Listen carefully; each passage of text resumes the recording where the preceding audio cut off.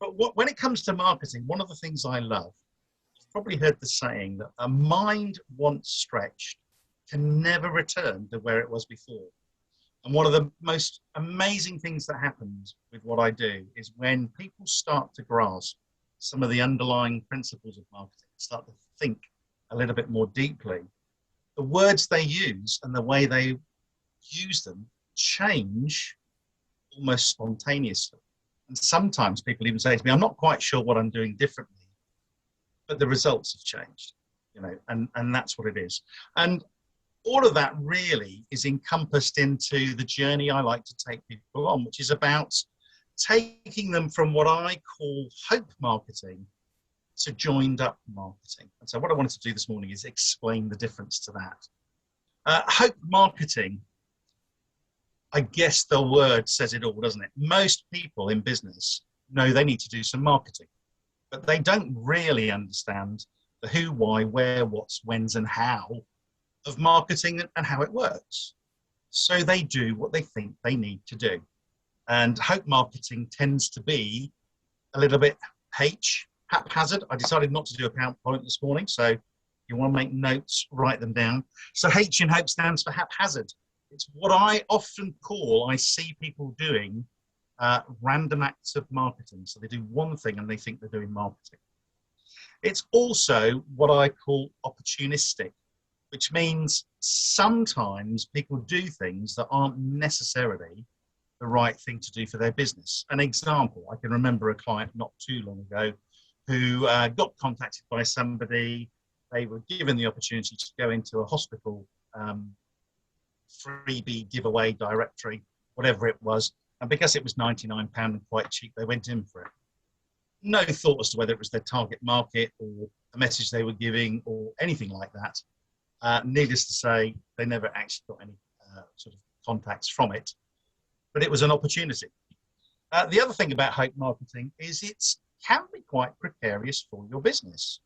I met one business owner when their business was 2 months old, not 2 months, sorry, 2 days old, literally when networking started. I saw them again 3 months later and they came up to me and said, I need to talk to you. In the last 3 months, I've spent £9,000 on advertising and we've turned over 1,000. Marketing can be precarious, particularly if you're spending money. And that kind of goes on and emphasizes the point. The E stands for results that are erratic at best and completely elusive at worst. So sometimes you don't get any results.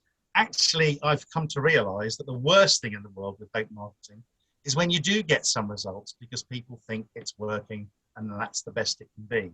It isn't. Absolutely not. But that's kind of hope marketing, and I see that an awful lot happening in the marketplace. So I want to move people from doing that to making their marketing what I call joined up. So you'll be pleased to know it's another acronym. J is very simple. It stands for what I call a juicy journey. Let me explain the use of the word juicy. I went to a BNI presentation years ago, and there was a guy there called Rob Brown who was talking about networking. And he introduced me to this lovely phrase, is the juice worth the squeeze? Is the juice worth the squeeze? Write that down, it's gold. Because whenever we do marketing, what we essentially do is we promise somebody something, and that if they do what we ask them to do, we're going to deliver on that promise. Well, I always think that in every stage of a marketing journey, that, even though they might not be using those words, that is what your prospects are thinking in their head. They'll use their own words, but they're thinking, is the juice worth the squeeze? Is the juice worth the squeeze? And that's what happens in marketing. You take them on a journey. If they follow you and you deliver on the juice and then make them another promise, they're more likely to follow. So I'd like to get people thinking about marketing as a journey that you take your customers on. Because every one of you in your businesses, whatever you do, your customers go through a customer journey. They buy to you. You can understand what that is and then deliberately take them along that route. It's far more powerful. Following on from that, it needs to be O, which is organized, structured, and planned. No random acts of marketing here. think about the journey we want people to go on, and we take them along that journey deliberately. It's all about being on purpose. So organized, structured plan, there's a lot of things in marketing you can do to automate stuff. So I'm talking about that as well. It's really nice if you can get things set up in your marketing so that they just work anyway. There are all kinds of things that we can do about that. I is about inspiration. It's about inspiring your target audience. People sometimes worry when I talk about inspiration because they think about trying to inspire the whole world. That isn't what I'm talking about. It's talking about your particular target clients. Communication is nothing more, and I'm sure Mitra will back me up on this, than an exchange of energy. And one of the things I believe quite firmly is it's impossible for you to inspire your target audience if you aren't inspired yourself, because it's a transfer of energy. And if you do that well in your marketing, you cut through all the marketing noise out there, and you reach people. More importantly, they hear what you have to say. So I is inspired. N is all about being natural. Drying up. As natural as possible. We've all come across situations where we feel like we're being sold to, where something is really salesy, where it feels contrived, as if somebody's deliberately constructing something. Of course we are, but the knack is to make sure that it doesn't feel like that, so that everything you do reflects who you are. It's as natural as you are, so that, you know, people wouldn't be able to tell the difference if you were, I don't know, talking to somebody and a great friend, or talking to somebody in business. One of the nicest compliments I ever had was I've been doing some video work, this is a few years back. Met somebody that I'd only met on social media. And we got to talk for 20 minutes at a particular event we were going to.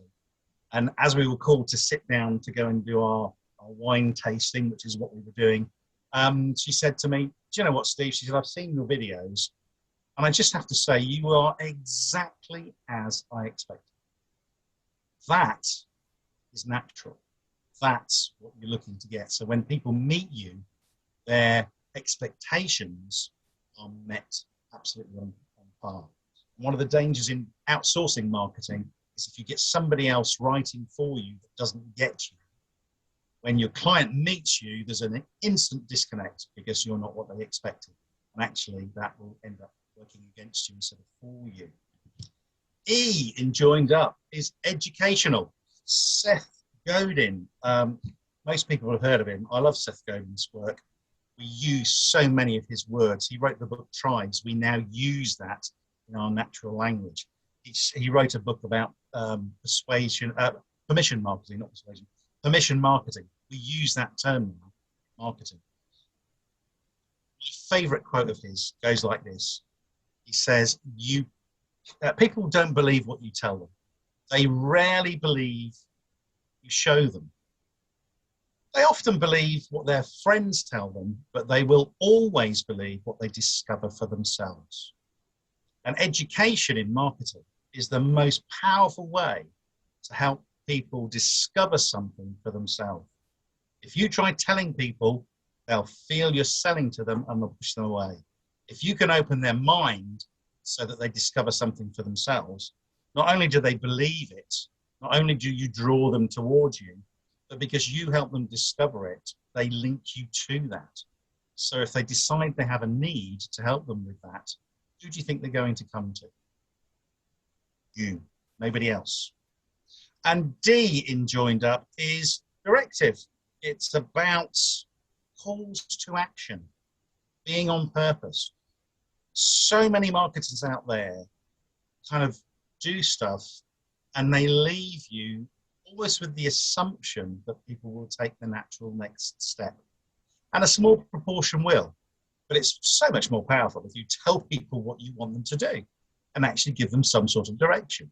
Hey, now you've read this, the next step is to do X, Y, and Z. And if you do that, I guess what? I'll promise that you'll get this. Tell them what you want them to do.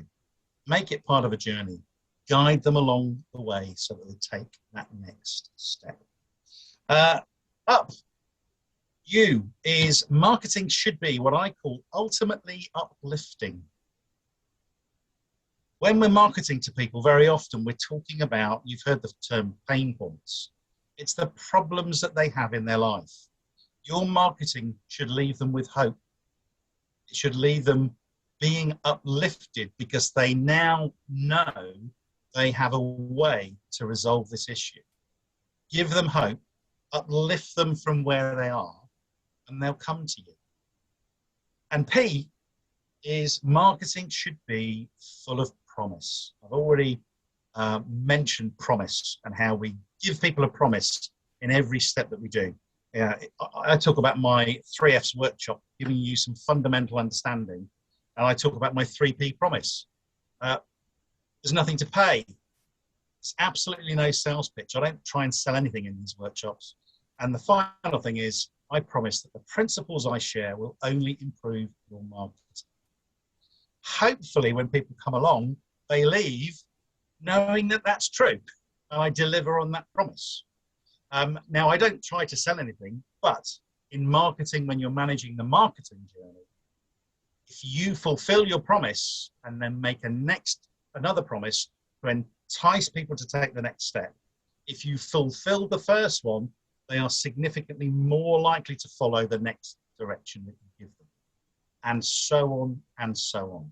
So your marketing, the journey you take your clients on, should be absolutely 100% full of promise. And I think we're getting to, I've got 1 minute before my alarm goes off, which was 13 minutes. I was told I had 10 to 15, so doing quite well at the moment.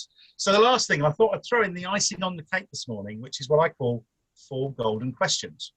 People, we're always writing copy because we want to sell something or promote an idea, an event, or something like that. There are 4 great questions, and if you always answer these questions in your marketing, they're very simple. But if you answer these questions, the chances of getting the response you want from your marketing go up significantly. They are phrased from the perspective of your prospective client, and they are just 8 words. 4 questions, 8 words.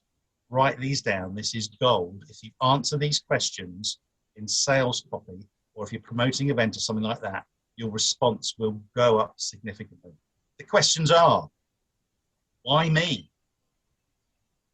2 minutes to go. Why me? Why is this relevant to your target market? If they don't know, if they can't tell, if they don't understand that, they won't listen and they won't hang about, they'll be gone. So question 1, why me? Second question, why you? Why is it that I should be paying attention to you? What can you offer to me? Question 3 is, why this? What is it about this that's going to give me the benefits, the afters? And in your marketing, you should talk about what I call the afters. People don't care what you do or how you get there. I don't need to understand how Debbie's magic works. I just know that it does. But what I buy is what happens as a result. So if I'm here when I meet somebody or start with them, once I've finished working, I get here. People buy that transformation. So when I talk about why this, talk about the transformation. And the last thing is why now? Why is this relevant now? If you can offer some sort of sense of urgency, that is, it makes a difference. It's one of the main things that people buy for, but just be very careful that it's not contrived, not salesy, doesn't come across as kind of artificial. It needs to be something natural. You don't need to necessarily answer all 4 questions every time. If you can, kind of magic happens. So, hey, that's me. That's the journey I like to take people on. It's kind of the transformation I like to see in marketing, going from hope to joined up.